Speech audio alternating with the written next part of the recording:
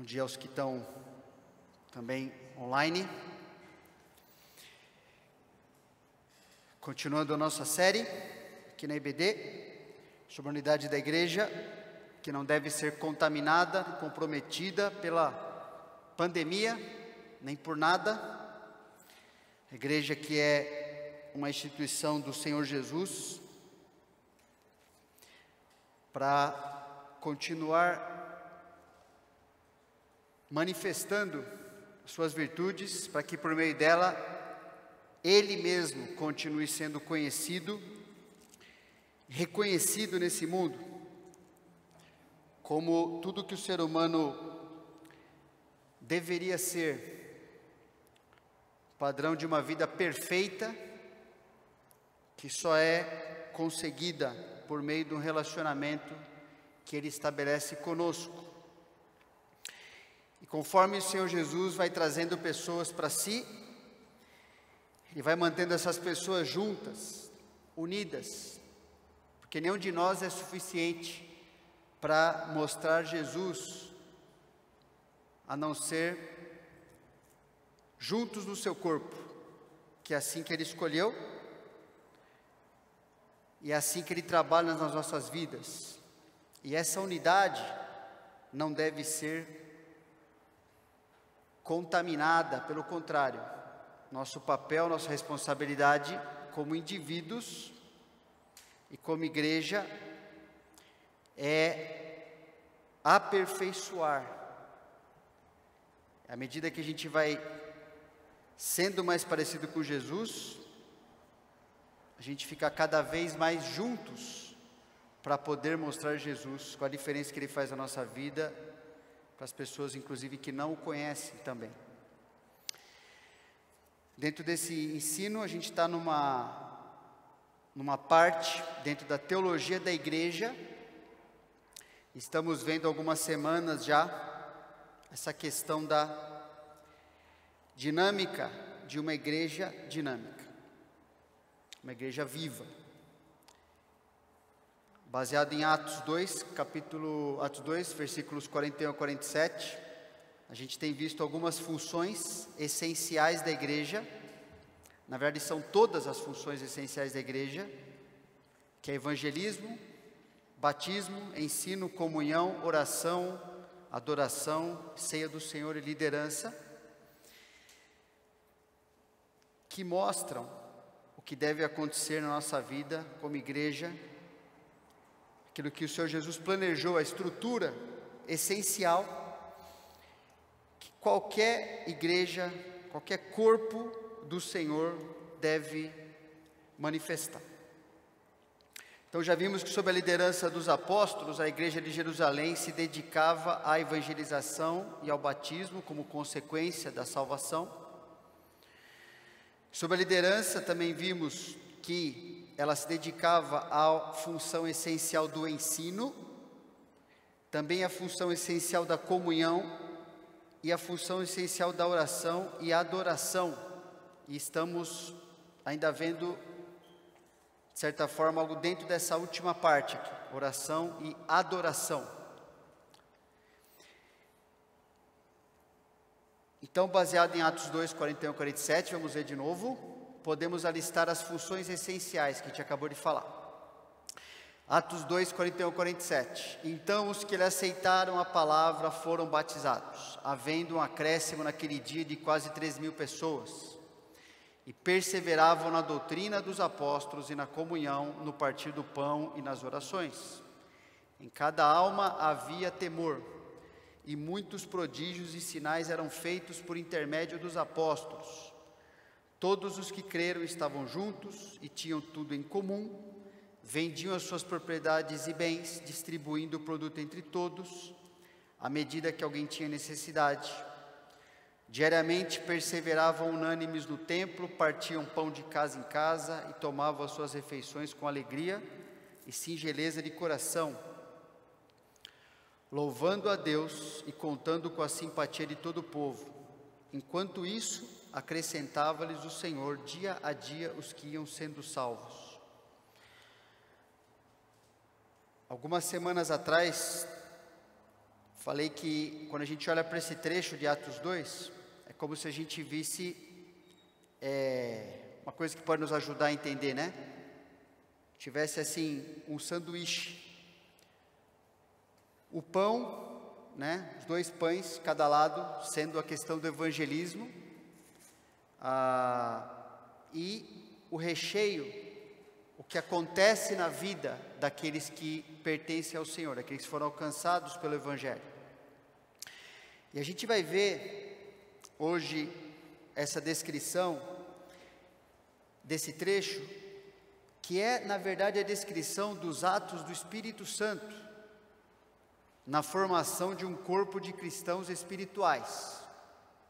Quando Deus decidiu usar a igreja de Jerusalém como modelo, estava descrevendo o que o Espírito Santo produz, o que ele faz, que ele sempre tem intenção de fazer em qualquer igreja, e isso vai ser mostrado na vida dos cristãos que estão ali, cristãos que também são cheios do Espírito Santo, ok?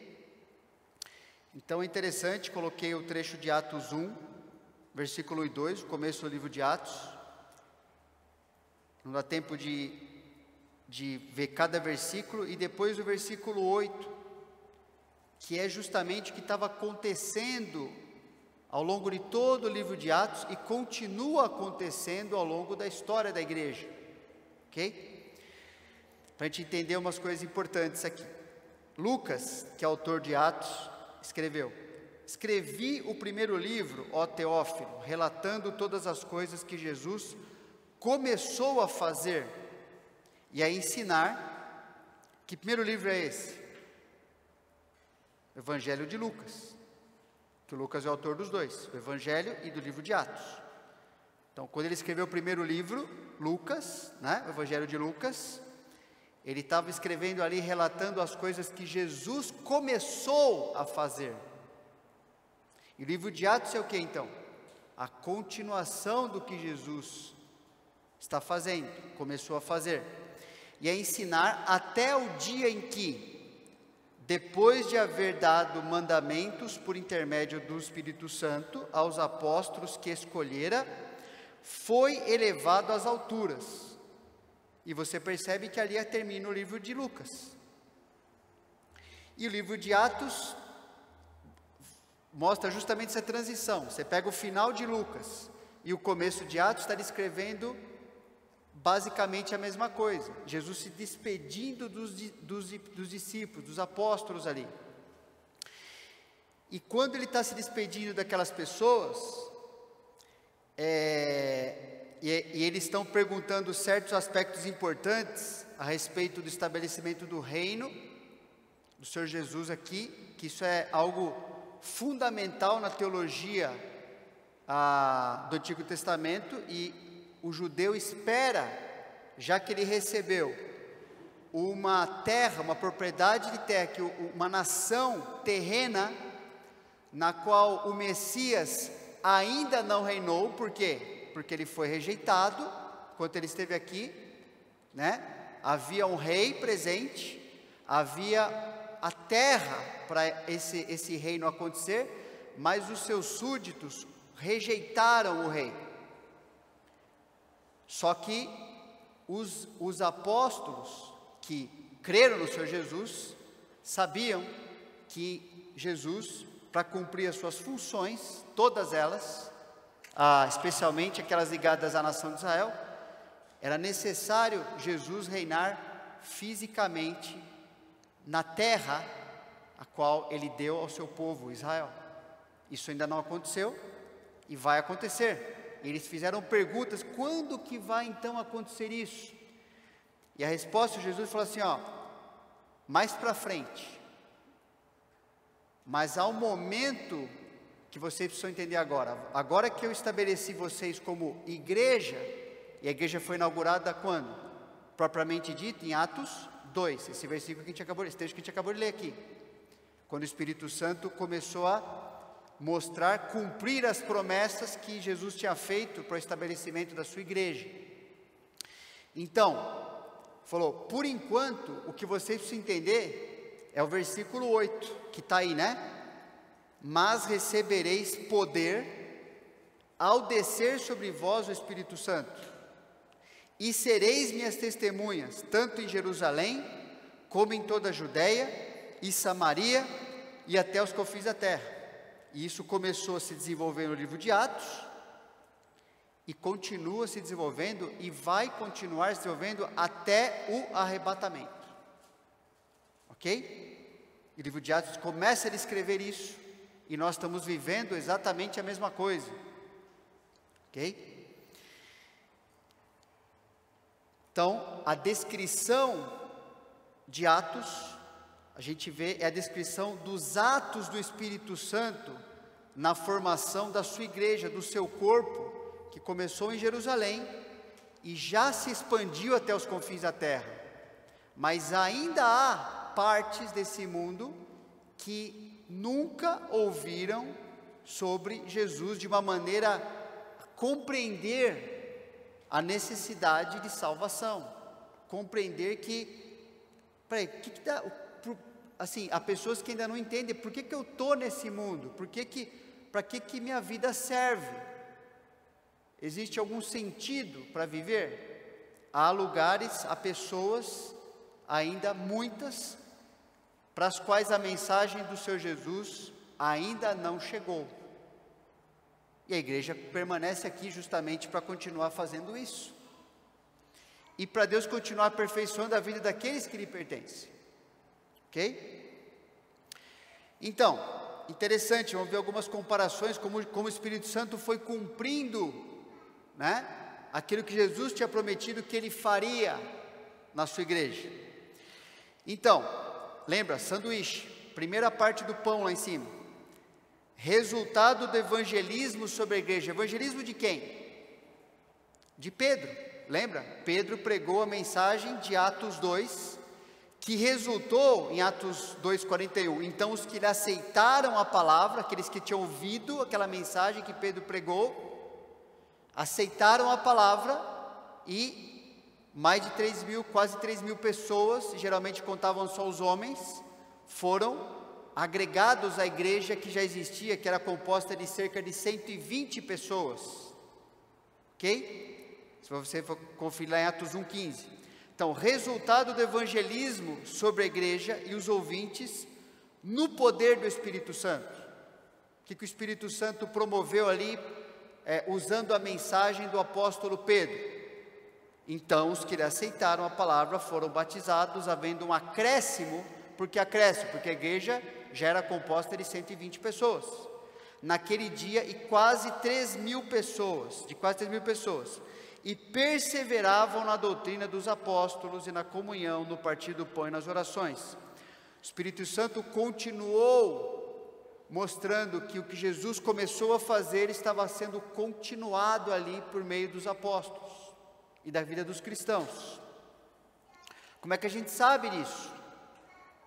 Porque Jesus tinha prometido que o Espírito Santo faria exatamente isso. Quando Ele vier, convencerá o mundo do pecado, da justiça e do juízo. E isso começou a acontecer de maneira local, depois estendendo um pouco mais, geograficamente um pouco mais distante, e até atingir de maneira global, ok? Por meio do testemunho das pessoas que se convertiam.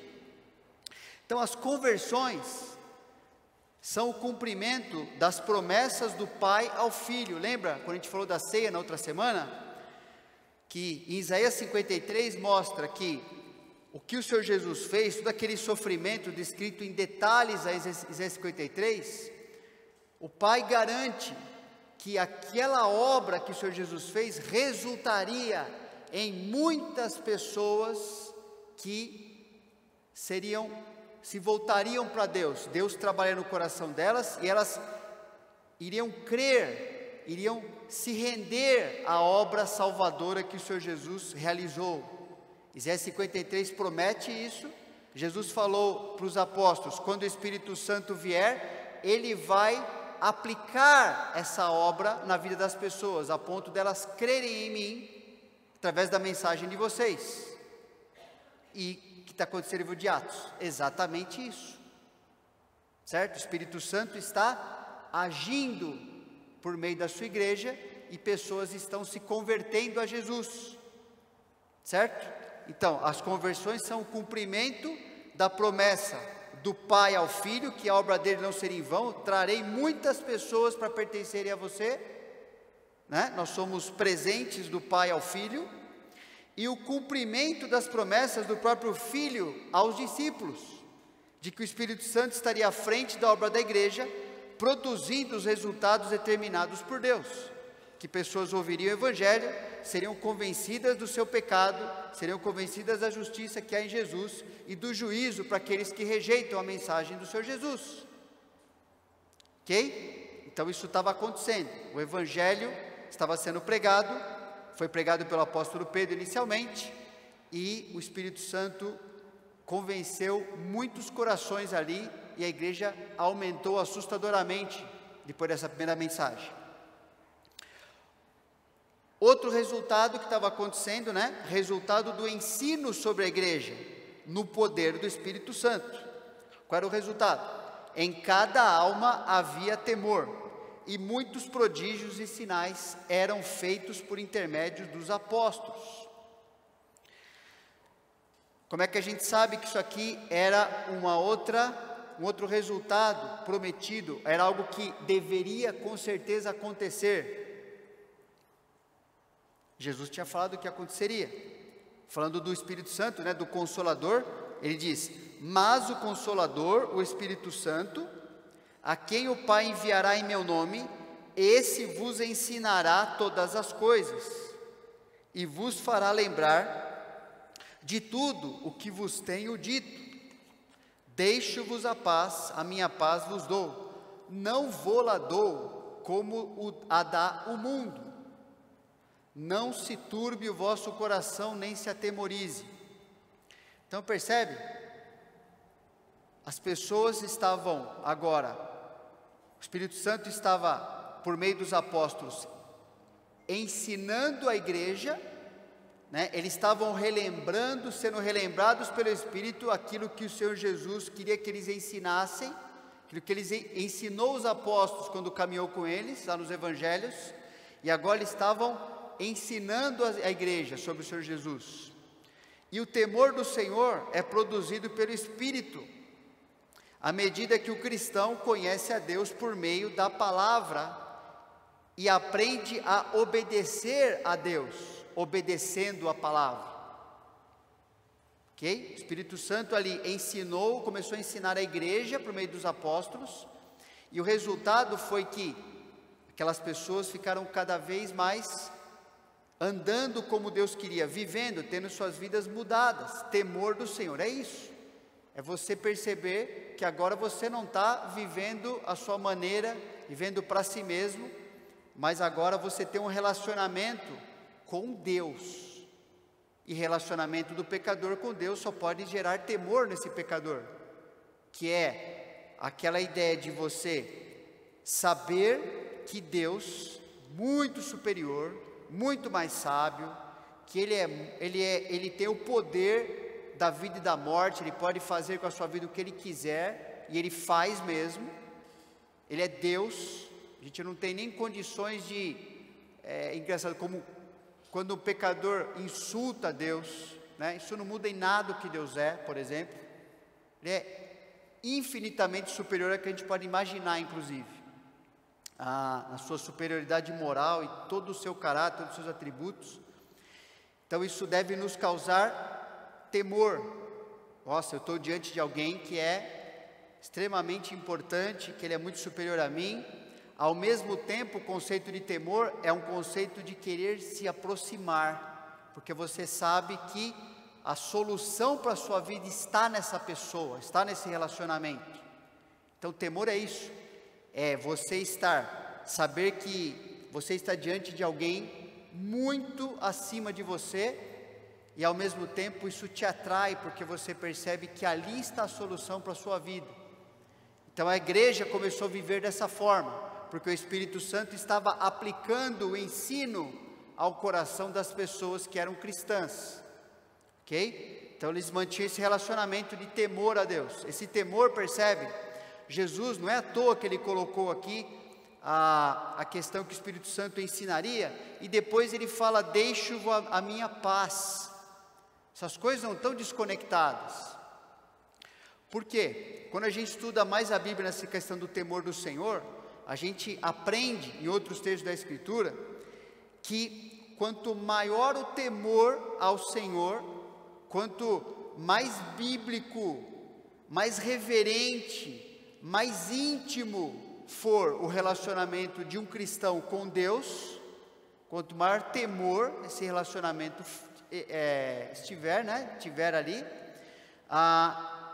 mais ele está capacitado e mais ele vence outros temores da sua própria vida, por isso a paz.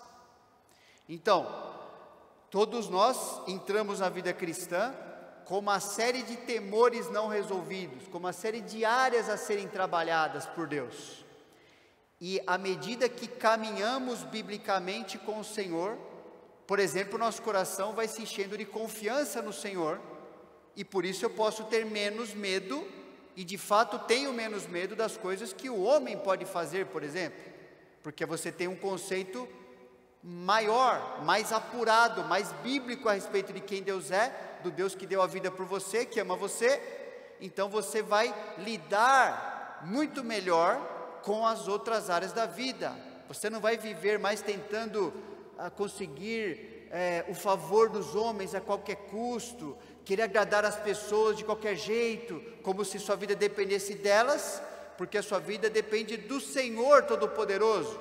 Então, quanto maior o temor a Deus, menos medo de que acontece, de outras coisas, do que vem ao redor, de pessoas, de situações, do que vai acontecer no futuro, porque você teme ao Senhor, que tem o controle, que é soberano, que está agindo em tudo que te acontece, que está fazendo com que todas as coisas cooperem para o bem de tornar você mais parecido com Ele. Então, quando eu estou com muito medo de certas coisas, quando eu estou temendo pessoas ou situações, uma coisa eu já sei, o meu temor ao Senhor está pequeno. Eu estou perdendo de vista quem é o Senhor, o que o Senhor faz na minha vida, que promessa que Ele já tem para mim, o que Ele já tem feito. Eu estou esquecendo, porque eu estou focando no homem, eu estou focando em mim mesmo, estou focando nas situações, no meu poder, na minha inteligência, e isso não serve para nada. Isso só vai causar mais ansiedade, não vai trazer paz, porque quem somos nós? Não podemos fazer nada, não somos limitados, mas quem é o Senhor? Bom, agora a coisa muda.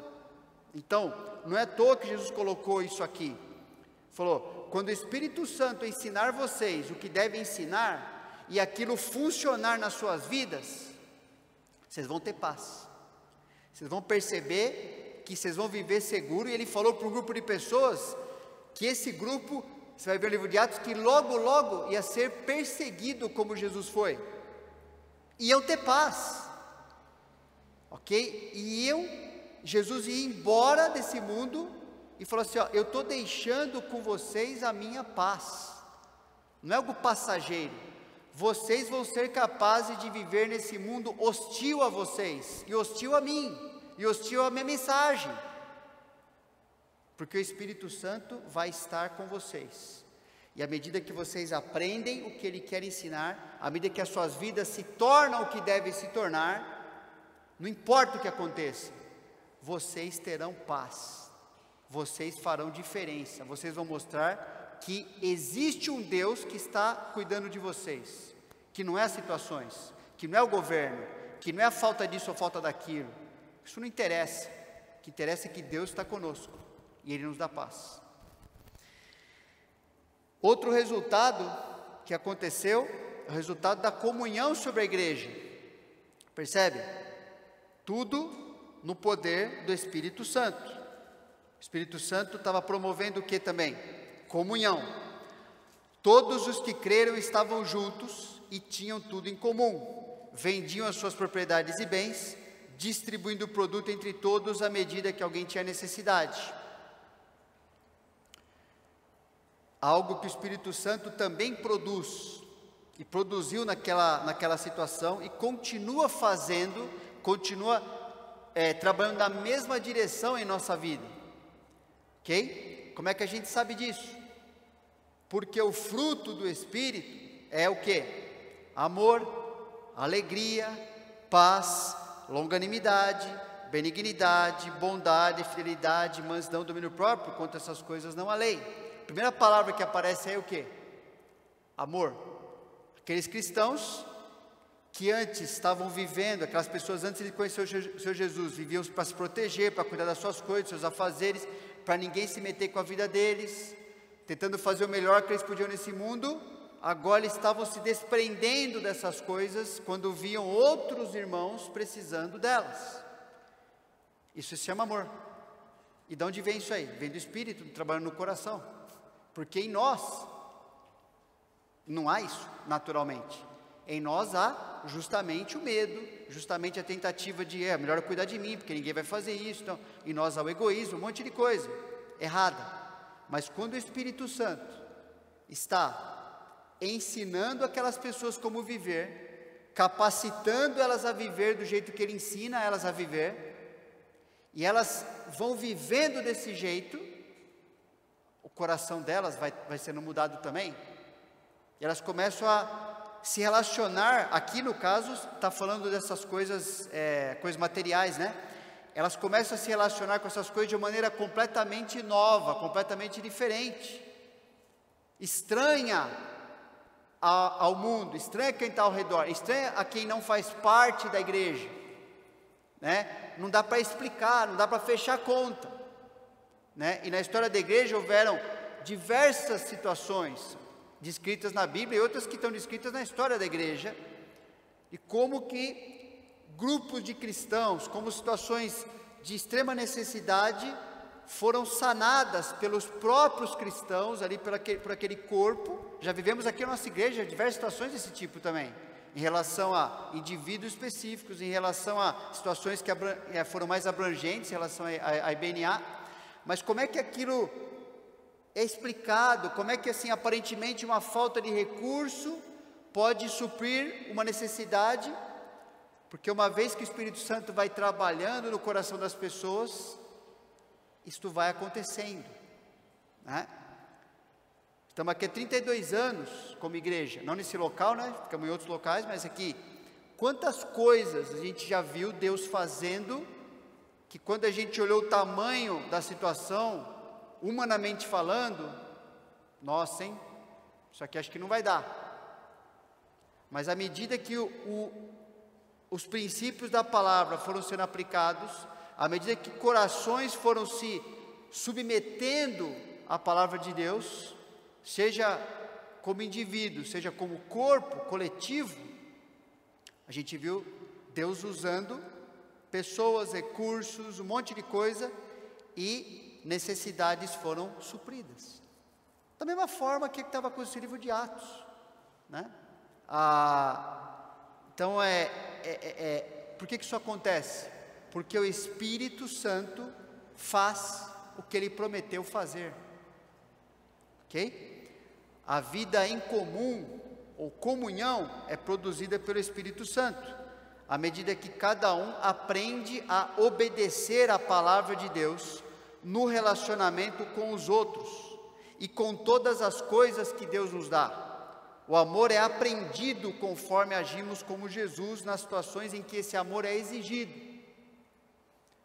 Então, todos nós temos várias situações durante a nossa vida, durante a nossa semana, nas quais o amor é exigido, e a gente aprende o que é isso. Quando a gente obedece, a coisa acontece, né? Quando a gente obedece, aquela necessidade é suprida, aquela vida foi edificada, porque o Espírito Santo sempre vai trabalhar nessa direção, né? Outro trecho que fala sobre isso: rogo-vos, pois eu, Paulo escrevendo, o prisioneiro no Senhor, que andeis de modo digno da vocação a que fostes chamados, com toda a humildade e mansidão, com longanimidade, percebe? Fruto do Espírito, mas ao mesmo tempo é uma ordem da gente praticar isso aqui, suportando-vos uns aos outros em amor, esforçando-vos diligentemente por preservar a unidade do Espírito no vínculo da paz. Há somente um corpo e um Espírito, como também fostes chamados numa só esperança da vossa vocação. Há um só Senhor, uma só fé, um só batismo, um só Deus e Pai de todos, o qual é sobre todos, age por meio de todos e está em todos. Que todos que está falando? Todos os crentes, né? Não está falando de descrente aqui, só está falando da igreja. Então percebe que a responsabilidade que cabe a nós, ela só é possível de ser cumprida porque o Espírito Santo está agindo em nós. E quando há essa ligação, assim, eu vou viver como o Espírito Santo tem me ensinado, então a gente vai ter o resultado disso no nosso meio, na nossa vida, uns com os outros. Isso é importante saber, é tarefa, responsabilidade de todos nós. Porque é fácil, irmãos, a gente achar que assim, então eu não tenho esse dom, eu não tenho esse negócio aqui que fazer. Não, esse trecho, por exemplo, de Efésios 4, não está falando de dons específicos, como 1 Coríntios 12 está falando do trabalho de todo cristão em relação a todo cristão da igreja, está falando que eu sou o responsável e eu consigo ser humilde em relação a você se eu obedecer a Deus. Eu consigo crescer em mansidão se eu obedecer a Deus. Eu consigo ser longânimo com você se eu obedecer a palavra. Eu consigo ser um suporte para você e amar você enquanto você precisar numa certa situação, se eu me submeter a Deus, a palavra dele. Eu consigo ser um com você. Eu consigo me submeter à mesma fé, que é o mesmo ensino. Eu consigo encorajar você a andar na mesma unidade, se eu me submeter aos princípios da palavra de Deus, que o Espírito Santo me ensina. Você consegue e eu consigo. Se isso não está acontecendo é porque eu não quero. Da minha parte eu estou falando.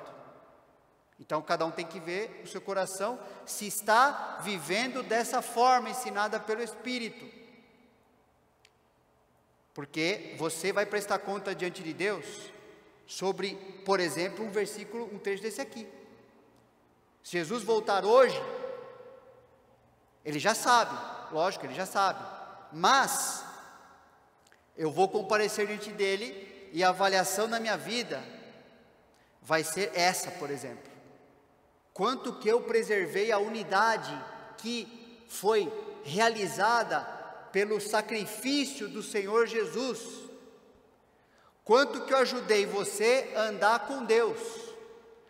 Quanto que eu suportei em amor você. Suporte, não é assim aturar, isso não existe na Bíblia para o cristão. Suportar esse irmão que eu não aguento mais, não é isso aqui não. Quanto que eu fiquei abaixo de você, para que você pudesse andar um passo à frente, como Deus queria. Quanto que o que Deus me deu serviu para servir você, não a mim, mas você. Isso é o suporte que Deus está falando. E conforme crescemos em amar uns aos outros, nós crescemos em nosso relacionamento com Deus e nas virtudes que Deus está formando em nós. Para a gente não cair no engano de cristão achar que está crescendo, quando não está vivendo nisso aqui que Efésios 4 fala, que isso aqui é só auto-engano, você não está vendo isso aqui. Não está crescendo, se não estiver crescendo dessa forma. Só está se enganando. Isso tudo, quando a gente vive assim, nos leva a crescermos ainda mais em uma vida comum entre nós. E quando as pessoas de dentro ou as pessoas de fora perguntam, você só vai poder explicar de uma forma. Por que você vive assim? Porque o Espírito Santo está agindo no meu coração e eu estou me submetendo ao que Ele me ensina para viver. E a pessoa fala assim, não acredito. Bom, não acredita, não sei, mas é isso que Deus faz. Quando Deus salva alguém, quando o Espírito Santo habita nessa pessoa, quando ela foi salva, ele passa a habitar nessa pessoa, é isso que ele fará, e sempre fará a mesma coisa na vida de todo cristão, porque eles têm que ter uma vida comum, então Deus tem que dirigir na mesma direção, não pode ser diferente, Deus vai dirigir na mesma direção, então vai ser o trabalho comum na nossa vida. Então, comunhão sobre a igreja no poder do Espírito Santo, acontece isso aqui. Outro resultado da adoração sobre a igreja no poder do Espírito Santo. Diariamente perseveravam unânimes no templo, partiam pão de casa em casa e tomavam suas refeições com alegria e singeleza de coração, louvando a Deus, tal, e continua, né? Resultado da adoração, o Espírito Santo promovia uma adoração a Deus, que a gente já falou, que tem a ver com o nosso serviço ao Senhor, a dedicação da nossa vida, as nossas prioridades organizadas em torno do que o Senhor quer nos usar nesse mundo, ok? Já falamos sobre isso. Mas outro trecho interessante que a gente vê que o Espírito Santo promove isso lá em Efésios 5. Efésios 5, ele estamos falando aqui do versículo 18 para frente. Mas se você for ver desde o primeiro versículo do capítulo 5, vai ver qual que é o contexto que Deus está falando lá. Ele está falando lá do cristão não viver desperdiçando a sua vida no pecado. Desde a sua linguagem até suas ações, o que ele faz com a sua vida, sua parte moral, enfim, um monte de coisa ele fala no capítulo 5 ali, para a gente não viver como se a gente fosse ímpio, né? Como se fosse descrente, usando a vida como bem entende, de acordo com minha cabeça, minha sabedoria, né? Minha carnalidade remanescente. Então ele está falando, aí chega no versículo 18, e não vos embriagueis com vinho, no qual há dissolução, ou no qual há descontrole, no qual há uma vida desregrada, mas enchei-vos do Espírito, ou permitam-se ser cheios do Espírito Santo. É uma ordem que ao meu tempo a gente só cumpre permitindo a Deus fazer isso em nós. E ele mostra o resultado no versículo 19 para frente. Se o Espírito Santo está no controle da nossa vida, se a gente está permitindo, se eu estou me submetendo ao ensino do Espírito Santo, vivendo dessa forma, como é que eu vou estar vivendo em relação a vocês? Eu vou estar falando entre vós com salmos, entoando e louvando de coração ao Senhor, com hinos e cânticos espirituais. Ou seja, o culto será assim, a adoração a Deus será dessa forma. A gente vai estar se comunicando conforme a verdade bíblica, por exemplo. A gente vai estar entoando tem a ver com tocar instrumentos.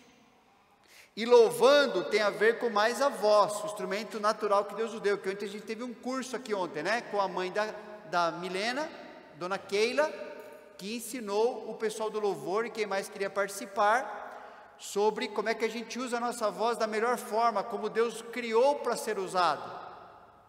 Ok? Muito legal, né? E louvando de coração ao Senhor com hinos e cânticos espirituais, não cânticos carnais, não cânticos que focam no homem, no que ele vai fazer, deixar de fazer, isso é tudo mentira. Cânticos espirituais, seja, cânticos que tenham a ver com a vida cristã ensinada novamente pelo Espírito, que está na Bíblia, o que Deus quer fazer e está fazendo, dando sempre graças por tudo a nosso Deus e Pai, em nome de nosso Senhor Jesus Cristo. Ok? Isso vai ser adoração. O Espírito Santo produz esta vida. Ok? Mas percebe como começa lá? O start ali, né? O que? Eu não posso viver me embriagando, eu não posso me colocar sob o controle de algo que é contrário ao Espírito Santo, que é contrário à direção de Deus. No caso ele cita a embriaguez, né? Que me joga para uma situação, me torna mais descontrolado, me torna à mercê da minha própria carne, ok? Fora do que Deus quer para mim. Então, quando eu me submeto ao Espírito Santo, eu vou estar adorando a Deus e vai acontecer esse tipo de resultado. Falando de maneira espiritual, louvando de maneira espiritual, tocando instrumento de maneira espiritual, tendo gratidão verdadeira no coração.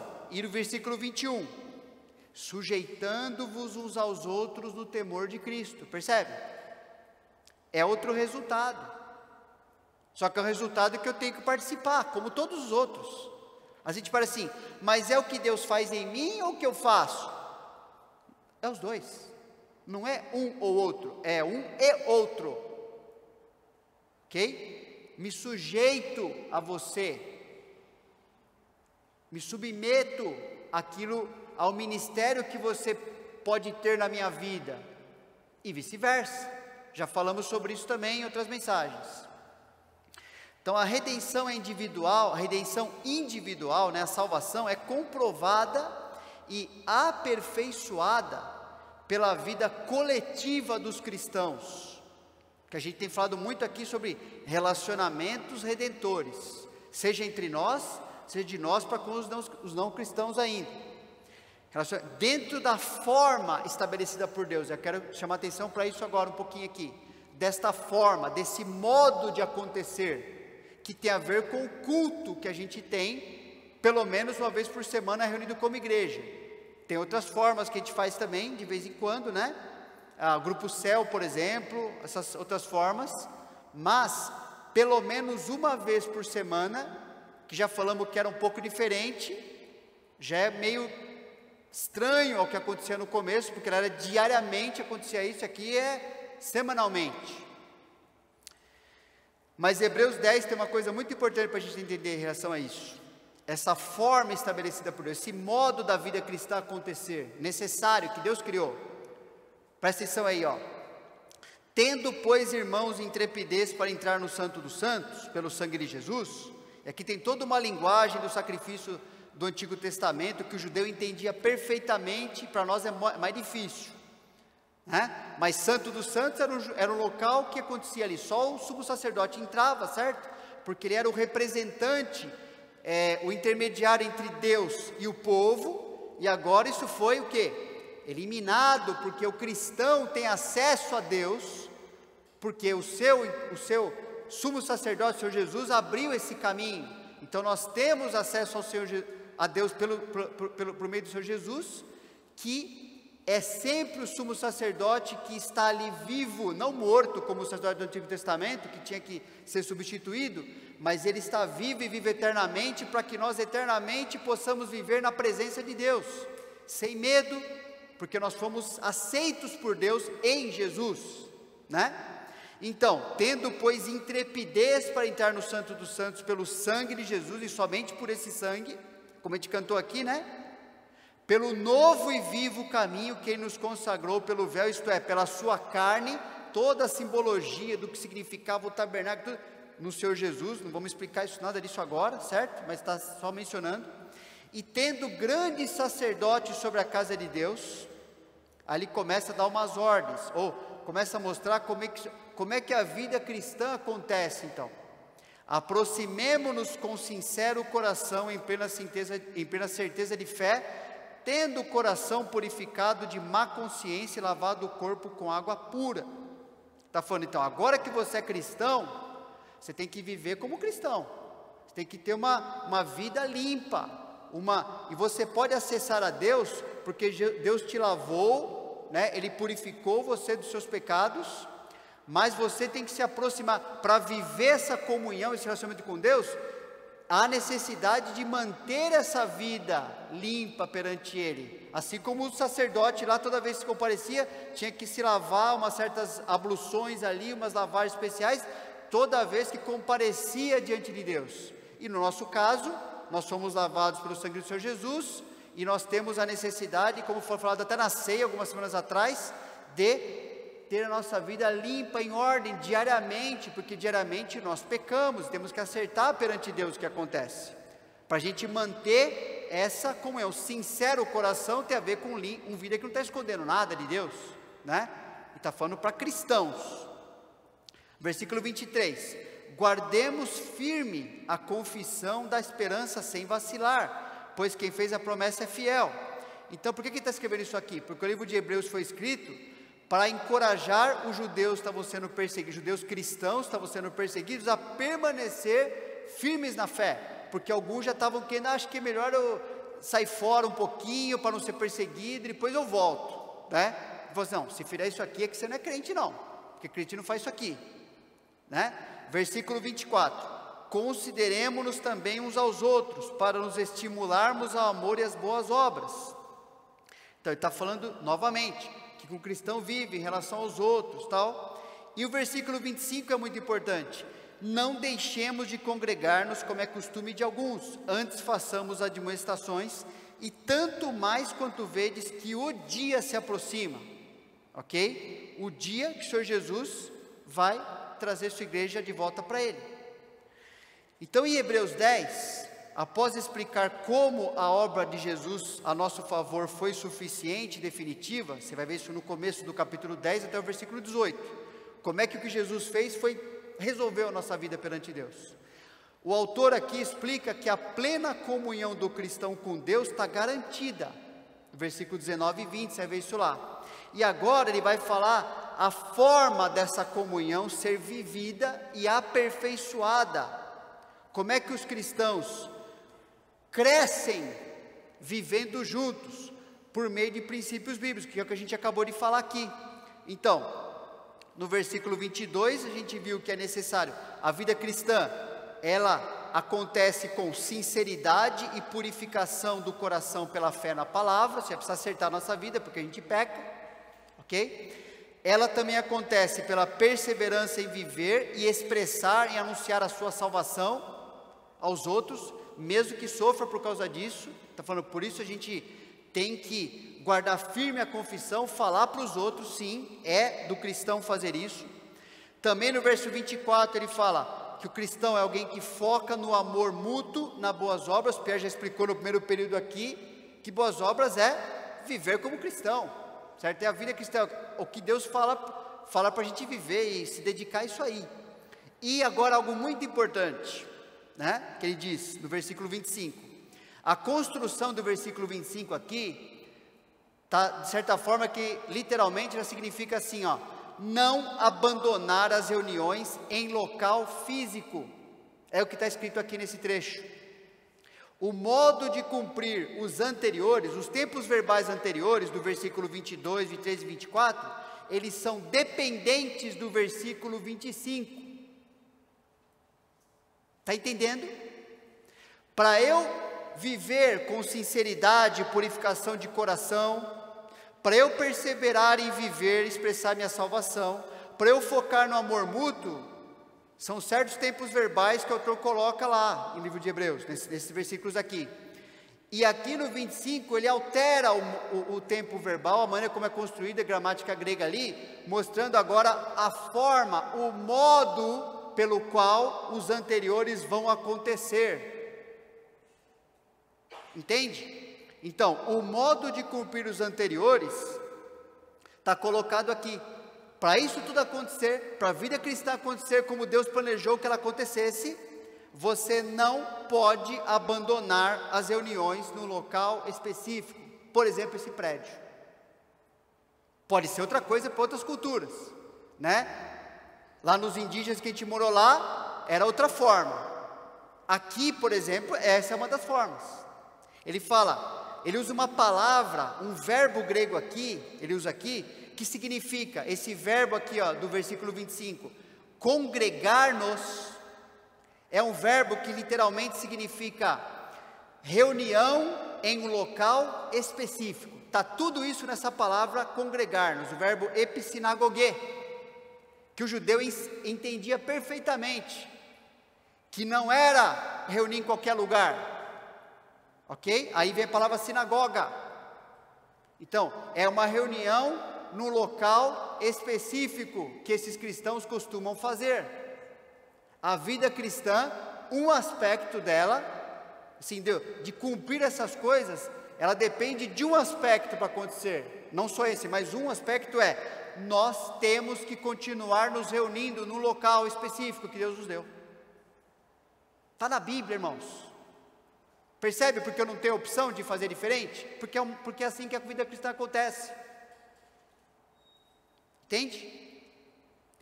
Quanto mais a vinda de Cristo se aproxima, maior deve ser a atividade de nos reunirmos para encorajamento mútuo. E já sabemos, justamente por causa dos últimos tempos, que devemos esperar maior dificuldade em viver dessa forma proposta por Deus, não menor, mas maior dificuldade. Não ache que quanto mais fica perto Jesus voltar, vai ser mais fácil do cristão se reunir. Ao contrário, vai ser mais difícil. Vamos ter que lutar mais para conseguir fazer as mesmas coisas, porque está na Bíblia, né? 2 Timóteo 3, do começo do capítulo 3, 2 Timóteo, até o versículo 5 do capítulo 4, mostra justamente Deus garantindo que nos últimos tempos será assim mesmo. Vai ser mais difícil para o cristão se reunir no seu local de adoração, por exemplo. Não estou falando que a gente só adora a Deus aqui, mas esse é um aspecto essencial, biblicamente essencial, no qual a vida cristã acontece. Sem isso aqui, ela não acontece como Deus planejou. Então, vai ser mais difícil, vai ter mais restrição. Já estamos vivendo um pouquinho disso, não é? E tem o próprio exemplo do apóstolo Paulo, tanto da perseguição, quanto da certeza de livramento efetuado por Deus. Quanto mais o apóstolo Paulo foi chegando no fim da sua vida, mais perto de encontrar o Senhor Jesus, a vida dele foi mais fácil ou mais difícil? Qual o seu testemunho no começo e qual o seu testemunho no final? No começo tinha muita gente trabalhando com Paulo, não tinha lá? Tenho tantos apoiadores, tenho um companheiro aqui, tudo quanto é igreja, estava junto dele lá. Lê o que ele escreve lá em 2 Timóteo, nos últimos versículos de 2 Timóteo. Ele estava com quem lá naquela situação lá? Ele falou, estou sozinho, pessoal, agora estou sozinho aqui. Está muito difícil, traz essa pessoa, traz aquela, me manda não sei o que lá, porque todos me abandonaram. Pessoal, se acontecer alguém fiel como o apóstolo Paulo, é porque Deus está cumprindo as suas promessas. O Espírito Santo continua cumprindo a promessa de levar a sua igreja, e dessa forma, não será mais fácil.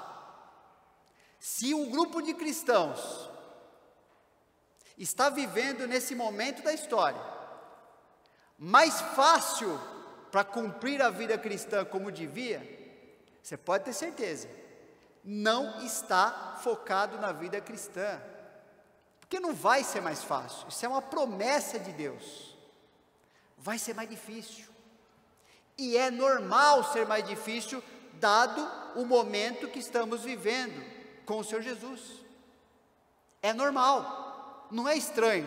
O que aconteceu? O que aconteceu é que o Espírito Santo está fazendo o que Ele falou que faria, e nós vamos continuar fazendo o que o Espírito Santo quer que a gente faça. E finalmente, o outro pão do sanduíche, né? Começou com o evangelismo e termina como? Da mesma forma. Resultado da transformação da igreja, agora, né? Mais de 3.000 pessoas. A igreja tinha aceitado a palavra, de 120 foi para 3.000 e lá vai pedrada. Agora, essa igreja vivendo, né? O recheio ali da vida cristã, essas mais de 3.000 pessoas, sobre a sociedade ao redor, no poder do Espírito Santo, e contando com a simpatia de todo o povo, enquanto isso acrescentava-lhes o Senhor dia a dia os que iam sendo salvos. Então agora a gente não está vendo mais aquele grupo de discípulos que se converteram somente, a gente está vendo agora o grupo de discípulos que estão vivendo no poder do Espírito Santo, e isso está sendo reconhecido pela sociedade ao redor, certo? A simpatia do povo, percebe? Olha, tem um grupo de pessoas aí que a vida deles está muito melhor que a minha aqui, que não tem o Jesus. Tem um grupo de pessoas aí que eles seguem o Senhor Jesus, eles estão tomando umas pauladas, mas nossa, engraçado, a alegria no coração deles, ninguém tira a alegria deles. Eles têm paz, estão sofrendo um monte de coisa e são modelo aqui na sociedade. Eles têm um caráter diferente, eles têm uma família diferente, eles têm um relacionamento entre eles, eles estão ensinando os outros a viver, percebe? Porque o Evangelho está operando na vida deles por meio do Espírito Santo. Então a gente vê a vida dos discípulos sendo transformadas pelo Espírito, conforme obedeciam a palavra de Deus. fazendo com que o seu bom testemunho cooperasse com o evangelho que eles anunciavam. Discípulos fazendo discípulos, e dessa forma alcançando e edificando mais e mais pessoas cada dia. Esse é o plano de Deus. Percebe? Ele é simples, mas só pode ser vivido no Espírito Santo. Então a gente pode fazer muita coisa, mas se não submeter ao Espírito Santo, se não fizer o que a Bíblia fala, se não quiser realmente viver do jeito que Deus propõe, vira só um monte de atividade, né? Gosto muito de pensar na ilustração assim: uma coisa é você pegar um carro e sair, puxa, Deus quer me levar daqui para lá, tem uma viagem, tem um caminho, tem problemas que vão acontecer, tem experiências com Deus, é uma atividade que vai gerar um fim que Deus planejou. Outra coisa diferente é você ficar no carrossel, sabe assim, ó, olha, estou fazendo muita coisa, subindo e descendo, tem estrelinha, tem musiquinha, ah, que bonito, mas não está indo para lugar nenhum, fica rodando. Agora a vida pelo Espírito Santo vai levar o cristão, coisa que ele nem imaginou, porque é uma promessa. Quando, porém, vier o Consolador, que eu vos enviarei da parte do Pai, o Espírito da verdade, que dele procede, esse dará testemunho de mim. Ah, que bom, Jesus, ele vai nos ensinar, ele vai falar sobre...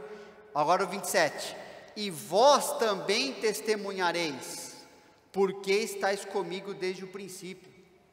Eu dei o conteúdo para vocês, eu salvei vocês, eu equipei vocês, o Espírito Santo está em vocês, e por isso vocês vão testemunhar do jeito que eu fiz, e o resultado eu vou gerar pelo Espírito Santo também, pode ter certeza.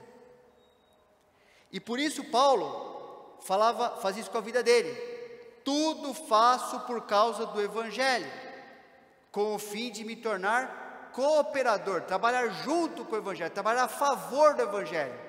Aí você percebe, teu testemunho faz diferença. Anunciar Jesus aos outros ou não faz diferença. Uma coisa é trabalhar a favor do Evangelho, outra coisa é viver para si. Um vai ter um resultado, outro vai ter outro. E aquela igreja vivia Atos 5:42 também. E todos os dias no templo, que era um local público, que eles tinham ali, e também de casa em casa, local mais privado, que era a reunião da igreja, não cessavam de ensinar e de pregar Jesus, o Cristo. Então Jesus Cristo era o conteúdo diário na cabeça dos cristãos na reunião que eles tinham. Eles não ficavam gastando tanto tempo falando de coisas que não tinham o que fazer com aquela, com a política, não sei o que lá, com um monte de coisa, com o que acontecia na sociedade. Mas se eles falavam sobre aquilo, eles iam incluir o quê? Jesus Cristo. Jesus Cristo é o que o ser humano precisa saber. Jesus Cristo é, segundo o apóstolo Paulo, no livro de Colossenses, fala que o padrão por qual todo homem deve se tornar, no qual todo homem deve se tornar esse padrão. É para isso que ele se afadigava, para até Cristo ser aperfeiçoado em vocês. Não importa se vocês sabem outras coisas, pode ser, que legal, parabéns. Mas eu quero saber se Jesus Cristo, se esse conteúdo está sendo formado e visível e transbordando da vida de vocês. Porque é nisso que Deus está formando o cristão, em alguém semelhante a Jesus Cristo. É isso que Deus está fazendo. Por isso o conteúdo deles era Jesus Cristo, por isso eles ensinavam Jesus Cristo, evangelizavam Jesus Cristo, e a vida deles mostrava o quê? Jesus Cristo. E a sociedade percebia assim, ó, é Jesus isso aí, não tem outra explicação. O Espírito Santo está... É só Ele que está fazendo isso aí. Não dá para o ser humano produzir isso aí, é só Deus que consegue. Então, é isso que acontecia, e é isso que com certeza um cristão vai querer que aconteça na sua vida, amém? Senhor, queremos te agradecer por Jesus Cristo. Ele é o nosso Deus, Ele é o nosso Salvador, o nosso Senhor. O Senhor nos colocou o Espírito do Senhor Jesus Cristo em nós. O Senhor nos deu plena capacidade uma vez que nós fomos salvos pelo Senhor, de viver, de permitir que a vida do Senhor apareça em nós, através do que nós anunciamos, através do que nós vivemos, dos interesses que nós temos, como gastamos a nossa vida, as prioridades que nós temos, enfim, nossa vida foi reorganizada para servir a Jesus Cristo, para que Jesus Cristo apareça, não nós, não nossa inteligência, não nossas preferências, porque isso, no final da história, vai valer muito pouco, vai ser até prejuízo.